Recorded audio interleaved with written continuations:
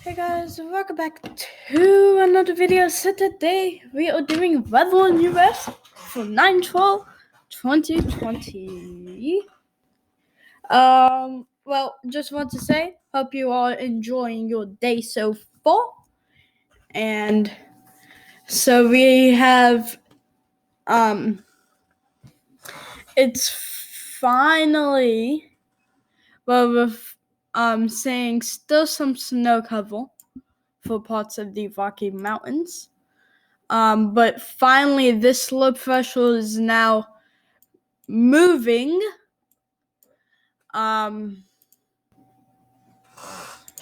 So yeah, let's pause it at the last frame. Crackle.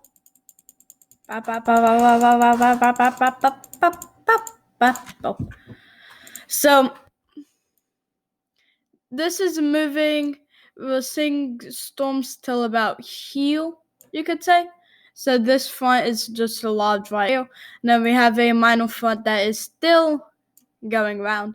And all of that is supposed to move out of the way and more. All of that is supposed to move more north because this low pressure is more dominant than what is stalling over here.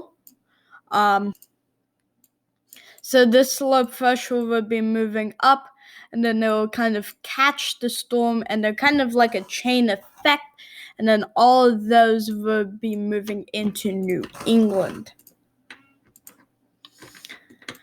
So, fire weather outlook, you can have campfires wherever you want, but I'm just saying one thing, make sure to dampen the area before you do anything.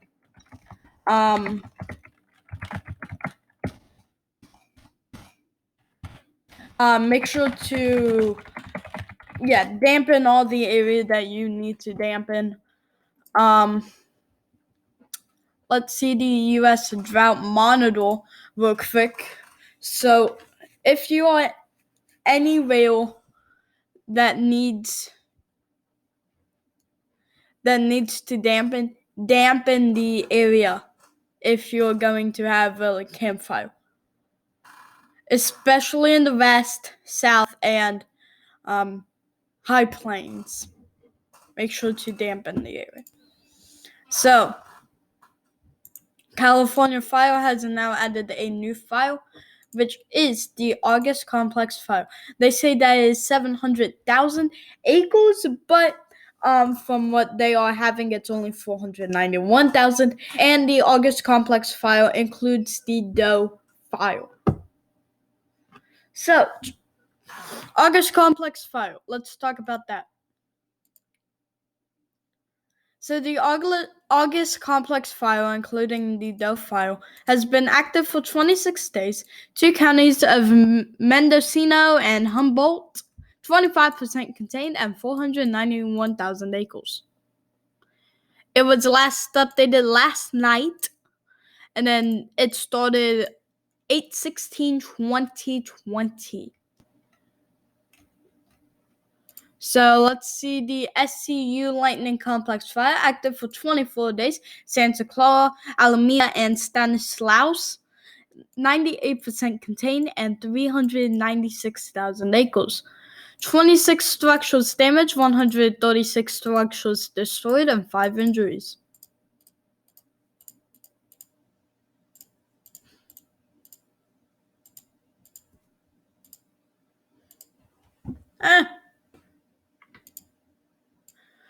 So now let's talk about the LNU Lightning Complex Fire, including the Hennessy, Gamble, 1510, Spanish, Markley, 13-4, 1116, and Wall Ridge fires. 363,000 acres, active for 25 days, 95% contained, and 5 counties of Napa, Sonoma, and Solano, and 2 more. 5 fatalities, 5 injuries, 1,491 structures destroyed, and 232 structures damaged. The North Complex Fire, 252,000 acres, active for 24 days.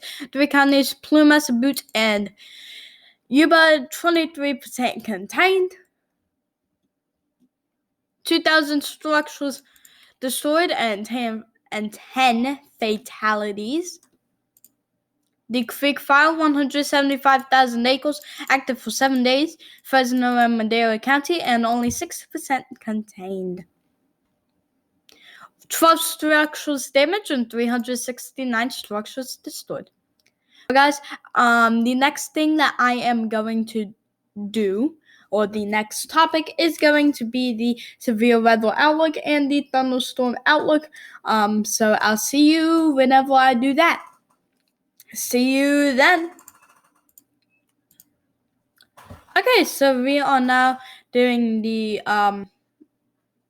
severe prediction central for September 12th. So we have a marginal risk for 13 million people, including Miami, Indianapolis, Fort Myers, Hialeah, Des Moines, and Fort Lauderdale. So yeah, those are all the marginal risk.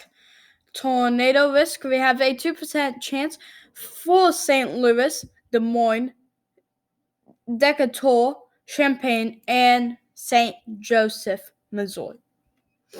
Wind, we have 6 million people for St. Louis, Des Moines, south of Chicago, Decatur, Champaign, and St. Joseph. Hail, we have a 5% chance for Des Moines, St. Joseph, Ames, West Des Moines, and Ankeny. The thunderstorm risk you can't see, but we have from Miami up to Melbourne, we have a 40% chance, and then from Lake Charles up to Bowling Green, we have another 40% chance, and then scattered.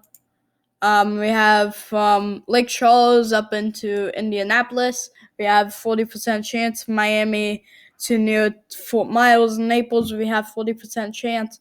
And then from Lake Charles up to Fort Wayne, we have 40% chance. Fort Myers, Florida Keys, we have also 40% chance. Well, next topic.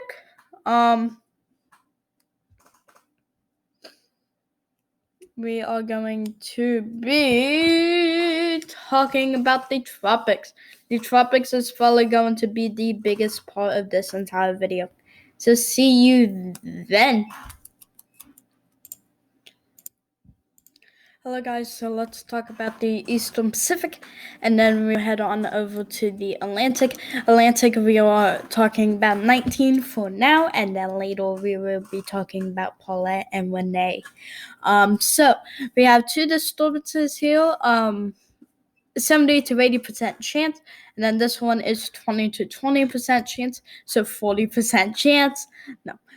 So we have disturbance number 1 that is 20 to 30% chance within the next 5 days. Disturbance number 3, which is 30 to 60, and disturbance number 2, which is 80 to 90% chance. So let's now talk about 19. So as we see here, we see that it has made landfall and is now going off and is supposed to be Sally today. Key messages for Tropical Depression 19. You guys can read it if you want. You guys can pause it. Earliest reasonable arrival time. So if you are from the Florida Panhandle all the way on over to if you're in the Florida Panhandle, get ready at Sunday 8 a.m. If you're from the closer to the Alabama Florida Panhandle and into Mississippi and Louisiana, mouth of the Mississippi River, get ready at about Sunday 8 p.m. and then Monday 8 a.m. is where it should make landfall, but the most likely is around Monday 8 p.m. So these are the tropical storm wind possibilities, 50 knot wind possibilities, and hurricane force wind possibilities. Rainfall totals, we see maxing for now 4 to 6 inches along the coast, and then it gets lower and lower while it goes more in So we have a slight risk for around Miami up to Fort Myers and Naples, and then we have one from Pensacola all the way over to near Biloxi, and then we have a slight risk, marginal risk all around that. So this is the IR satellite. So as we see here, we mainly have most of the storms over Isla Morada, Key Isla Morada, and then we see here the storm does look a lot better. I say it might even be a tropical storm now. So the tracks say, most of them say go right into Mississippi or Alabama, but they're more scooting more to the Alabama Florida border, you could say. This one says it's going to be doing an illegal U-turn and make landfall in Louisiana. They say tropical storm and maybe even a category 1. I say a low category 1, so just 75 miles per hour, and then it would make landfall in Mississippi. So I'll be right back to talk about Paulette, and I will not be talking about Renee due to that Renee really isn't doing a lot of stuff. Because look, Renee is only at 40 miles per hour, and then you can't see 40 miles per hour, and then it's supposed to just be tropical depression Renee. That really ain't that fun. But Paulette, on the other hand, is going to be a lot. So I'll be right back and talking about Paulette. See you then. Okay, I am back. Now let's talk about Tropical Storm Paulette. So key messages for Tropical Storm Paulette. Paulette, you guys can read it yourself. But the earliest reasonable arrival time that you should be ready if you are in Bermuda, United Kingdom, is Sunday 2 a.m. By Sunday 8 a.m. you should be ready. And then the most likely is around Sunday 8 a.m. to Sunday 8 p.m. for Bermuda. So we actually have tropical storm warnings and hurricane watches in effect for Bermuda, and then we have hurricane. And then it should be a hurricane category 1, category 2. As we see here, we don't really have a lot of convection, and it really doesn't look that good. Then we see that it's just getting pushed northward, and it might impact Bermuda. Well, it's going to impact Bermuda no matter what.